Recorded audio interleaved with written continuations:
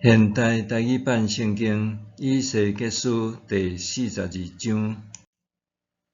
迄人带我往北行，来到外埕，伊搁带我入去一摆厝，遮个厝一面往圣殿的空地，一面往北边的房间。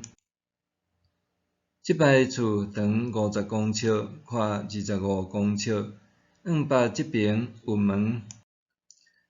即摆厝一面往10公尺宽的内埕，一面往有铺石板的外埕。即摆厝有3层，逐层的走廊相连。即摆厝的门拢往北，头前有通路，宽5公尺，长50公尺。因为走廊占一寡空间，所以3楼的房间比2楼甲1楼的房间较矮。即摆厝有3层，因为无亲像外埕的厝用条仔涂咧，所以3楼的房间比2楼甲1楼的房间较矮。伫外埕即摆厝的头前有一堵墙，甲厝平行，长25公尺。往外埕的房间长25公尺，往圣殿的房间长50公尺。即摆厝下面的东边有一个门通到外埕，迄个通路的宽度甲外埕的墙相款。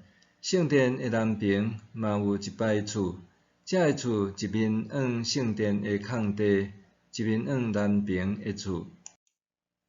即摆厝的头前有一条通路，甲北边迄摆厝同款。房间的长宽款式甲出入口拢甲北边的厝相款。南边遐个房间的下面甲北边的厝同款。伫通路一开始有门通出入。迄个人甲我讲，南边甲北边面对空地的房间拢分别做圣，伫上主面前服侍的祭司伫遐食至圣的物。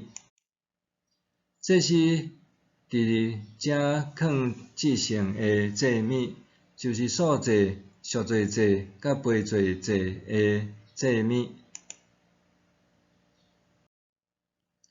祭司入去圣所了后，袂用得直接出来外埕，着将侍奉上主的时穿的礼服留伫遐的房间，因为遮个礼服是圣的。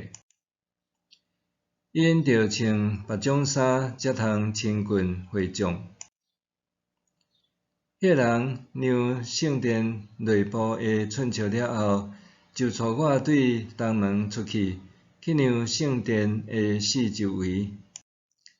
伊用罗德的量尺量，东边长250公尺。